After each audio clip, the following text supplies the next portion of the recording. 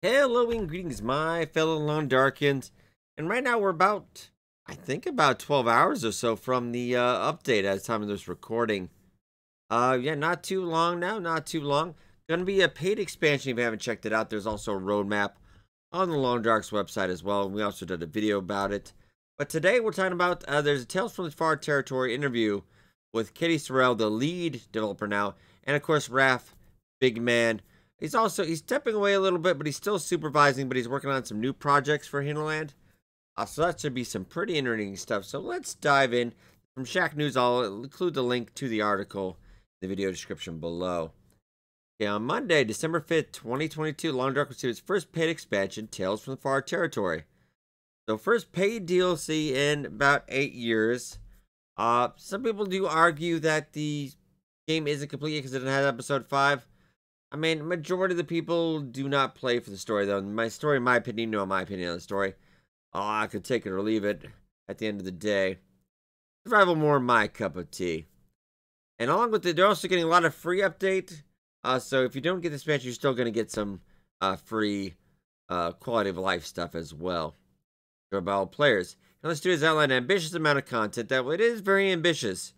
Though with the new system of not having to update and bug check, story and survival being separate code, I think it is doable. I think it is plausible that they can get this done. Overall, it's a year-long expansion pass. New regions, gameplay systems. Promises how to change it play, and I think the loot reveal, the loot refresh, and the spawn refresh, that's going to go a lot farther than you think, I think. I mean, it's going to be a total game changer, and they'll actually talk more about that in the article as well.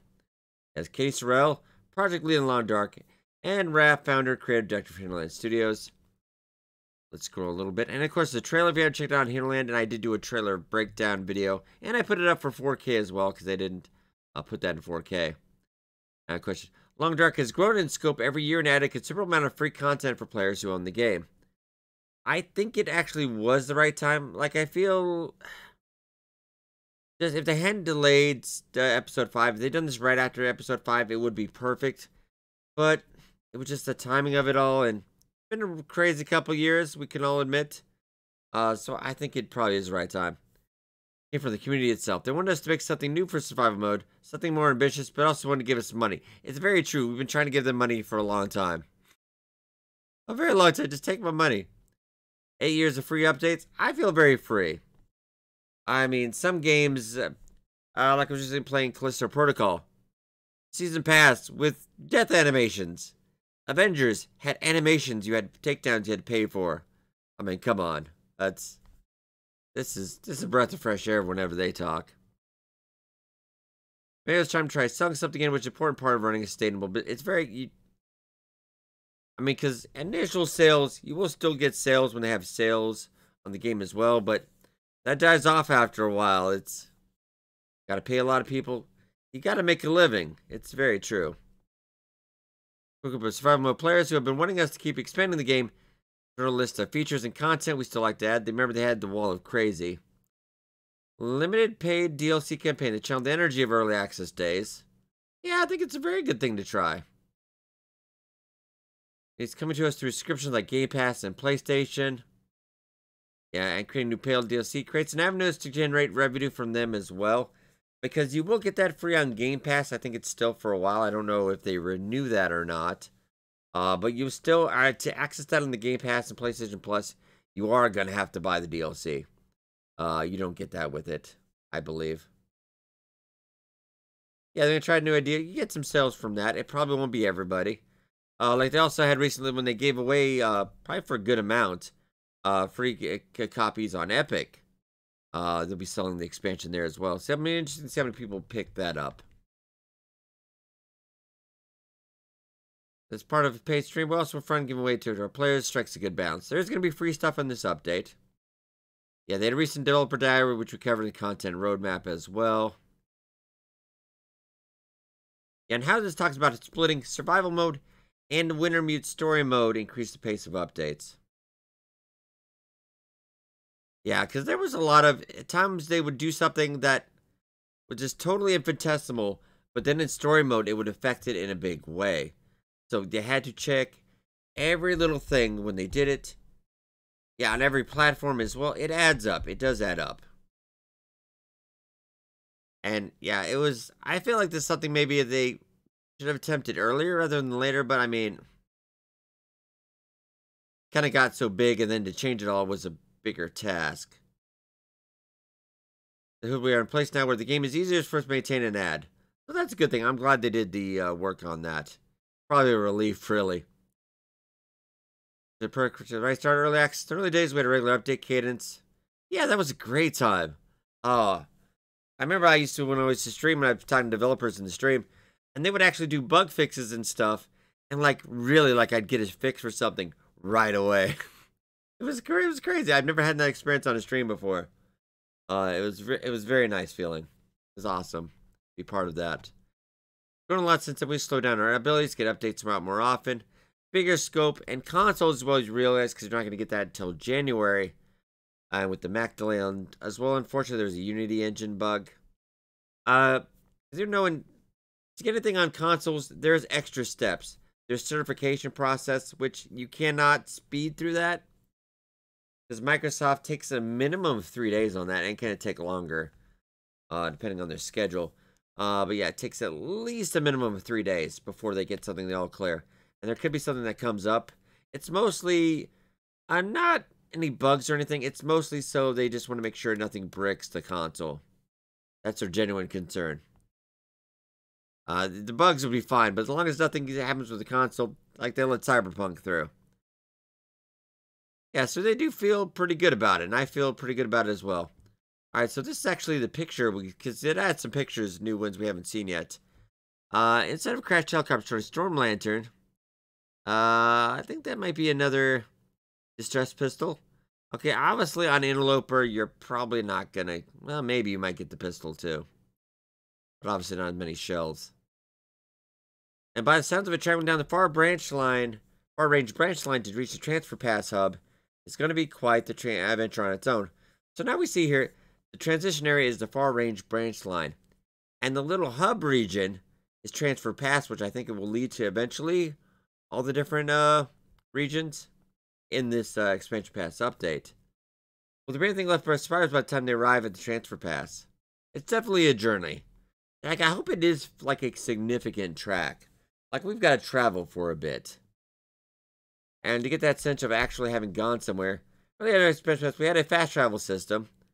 Yeah, because they actually had it was set up on because they had a map and everything what they planned. It was originally up on the far upper right of the map, but now it's kind of right after Broken Railroad, but it's not going to be fast travel.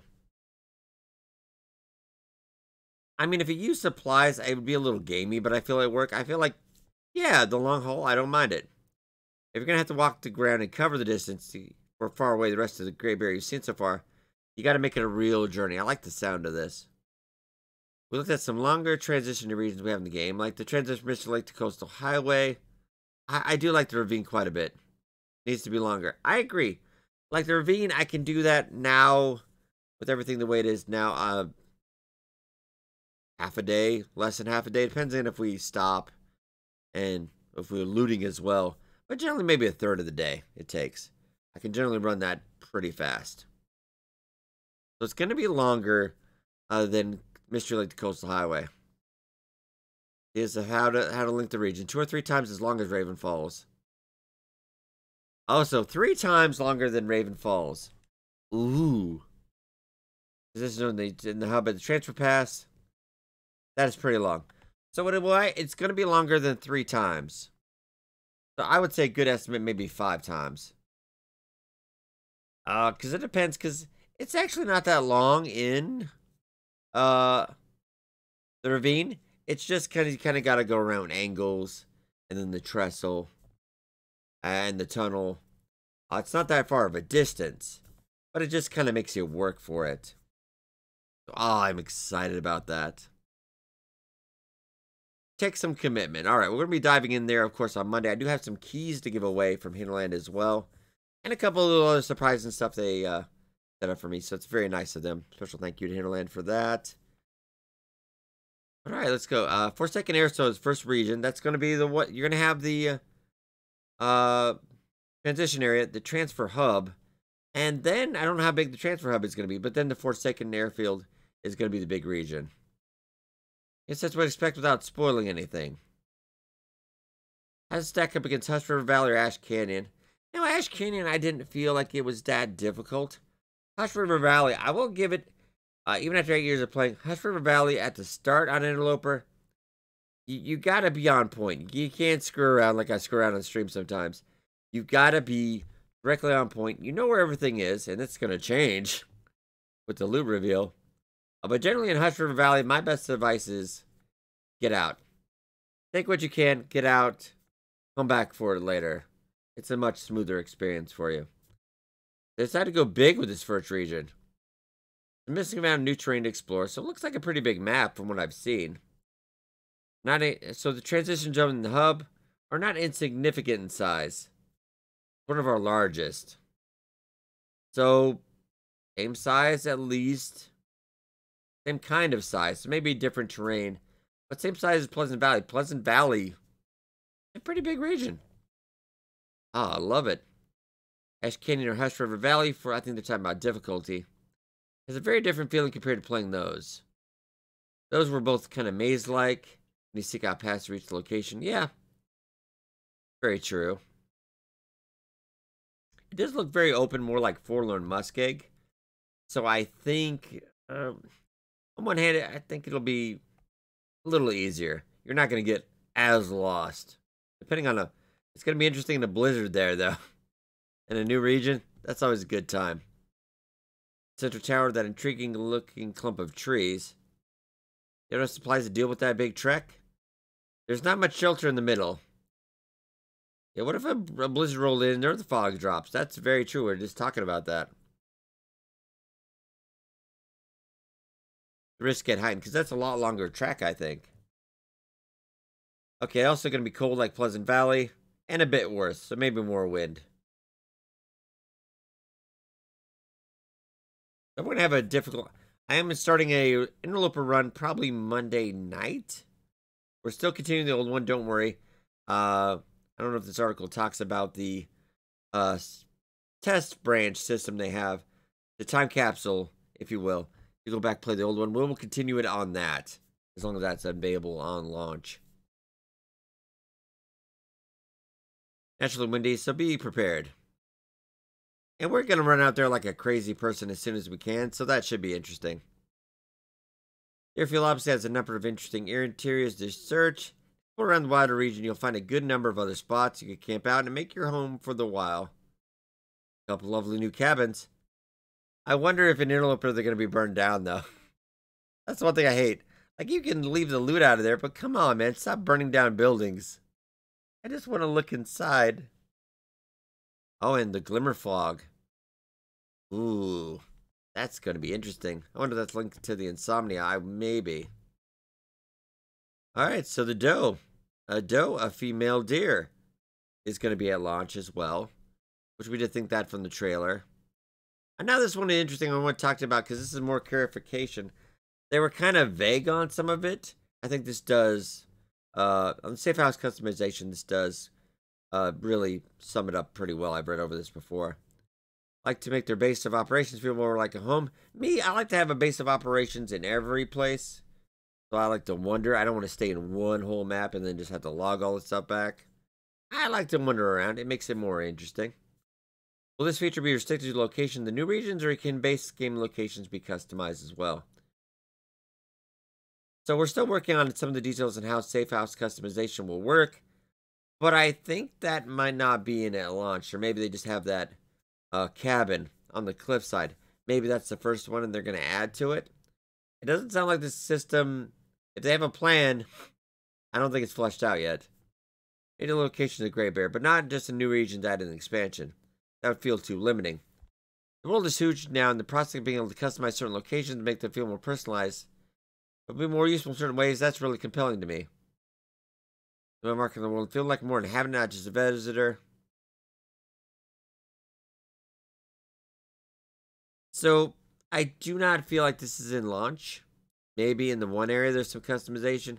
It doesn't sound like... It sounds like they're spitballing. they're coming up with ideas. That doesn't sound something like I would think at launch. We'll look into it, but I do not think it's going to be. If it's anywhere, it's in the airfield. That new kind of Hunter's Cabin region. I don't think it'll be in at launch. Let's look at the map here. From this must be the airfield. Yeah, you don't have a chance of being surprised like on Coastal Highway at Forlorn Muskeg. Generally, if the weather's okay, you can see predators from a far away. Yeah, no shelter though. No, get lost out there in the fog or the. Ooh, that could be dangerous. And this is something I think everyone's going to be looking forward to talking about too. What was the goal of the loot table refresh coming with the launch of Tales from Far Territories? It plain points you wanted to address after years expanding Long Dark with new regions and systems. For loot refresh, we had two aims really: to refresh spawn locations of items and then rebalance things. I said I noticed after the when an update when I went to Xbox, there was a fair bit of unbalance, and it has kind of continued. Then they made Interloper, and then Interloper was good, but they kept adding new stuff and adding new regions, and there really wasn't a balance to that. It got kind of too easy. I know some people will argue on that, but I mean, I just like being choked apparently. We reached a point explored everywhere, and you could collect a large number of high-value items like rifles. Like on Stalker, you definitely could. Stalker gets a bit crazy, the loot in Stalker. Like, even on Interloper, I feel it's excessive, but Stalker was even worse. The loot of the crust game became not as rare as it was originally intended to be. We're going to be updating our loot. It'll feel right. We should also update the most of the start points, too. So that is nice.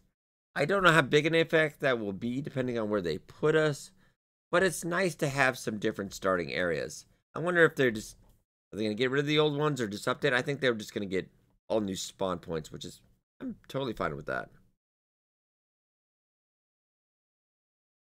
Okay, weapons are likely to feel the balance changing fairly quickly.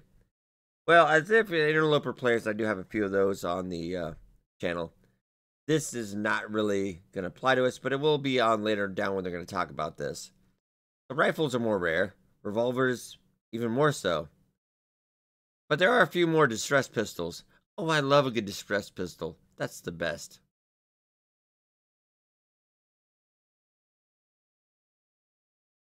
Oh, very nice. Okay, for loot placement itself, we don't want to go in dollar scenes and remark things appear. Things are now many years old. Okay, so everything's going to feel new, even Mystery Lake. And I've spent literal years in Mystery Lake. I think almost in real life. While loot refresh was an exciting and intimidating task for design, I'm just so intrigued about this. This is going to be amazing. Updating loot tables, because you can't. I never do it. I've never actually looked at it because I actually have it all memorized. Unfortunately, playing so much. But you can just look on. Probably has Reddit has it as well. Everybody's got. If you've got matches over here, that spawns there. Then this loot will be here. Then that loot will be there. It all kind of corresponds. They have it all mapped out.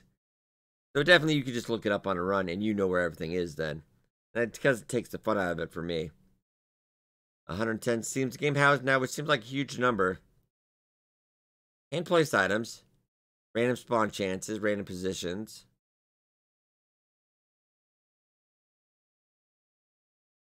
So they also moved corpse arrangements as well. Oh, nice. Here we get we cover that picture. Hope it's a whole nother complex mode. Now I want to make this tougher. I do. And not everyone agrees on that, but I think there is room for improvement. I mean, to make it tough but fair.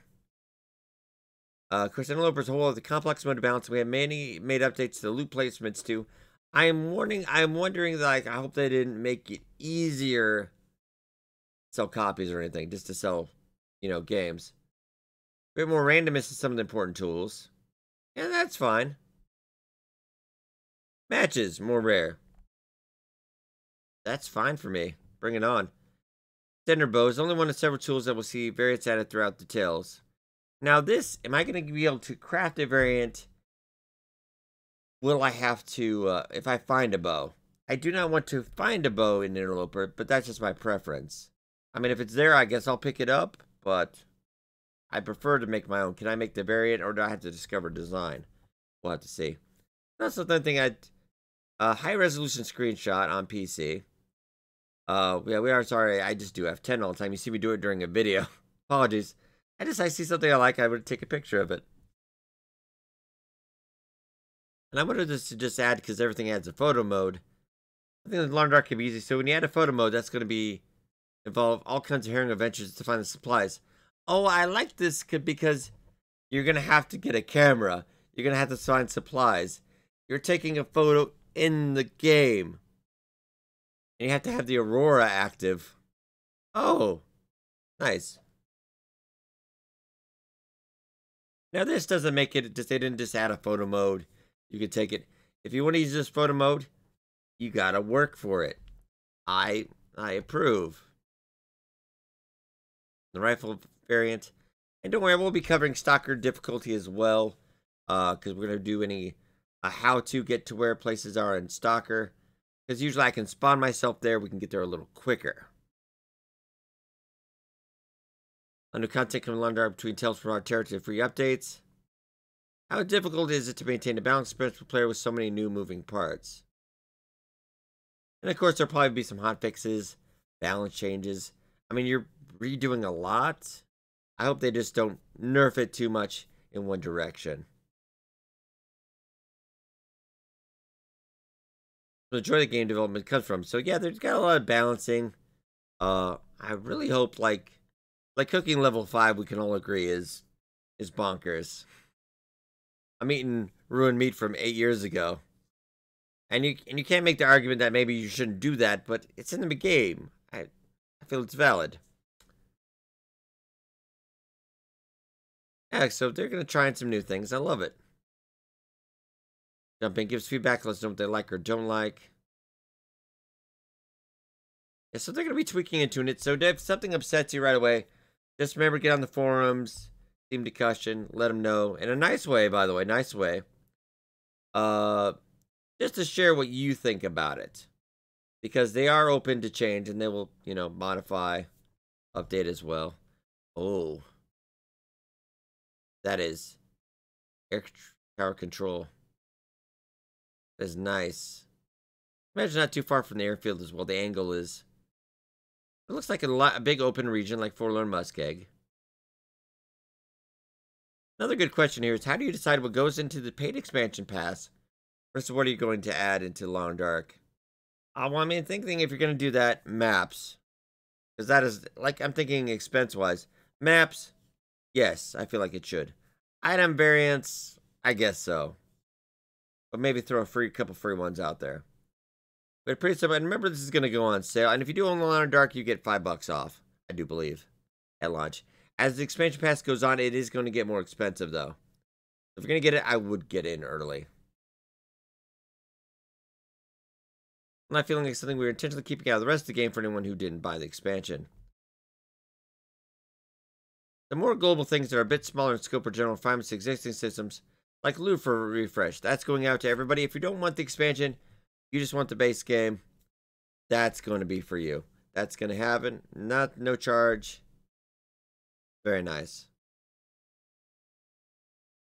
Spend more money in the game. We don't want them to be left behind. We'll also be adding specific features and content to those who want to spend a bit more money to get it, of course. We got the interior of the hangar. It looks very nice. I have been covering this since 2014. That is very true. It's been playable since 2014.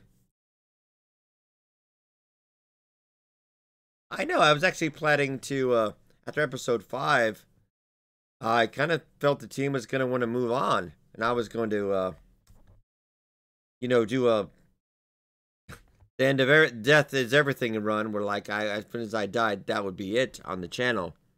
I planned that for years. For once they moved on after episode 5, but now it sounds. Are they really too soon to say? I'll maybe up to the players. Like if this sells well, I think I do believe it will for everyone I talk to. I see people wishlisted, etc. But also, do you keep on adding more maps? When does it become the realm of unbelievable? But I think there's at least a couple more years in this old girl. I do believe. Now, if they go into another season 2 of story, I will of course cover it.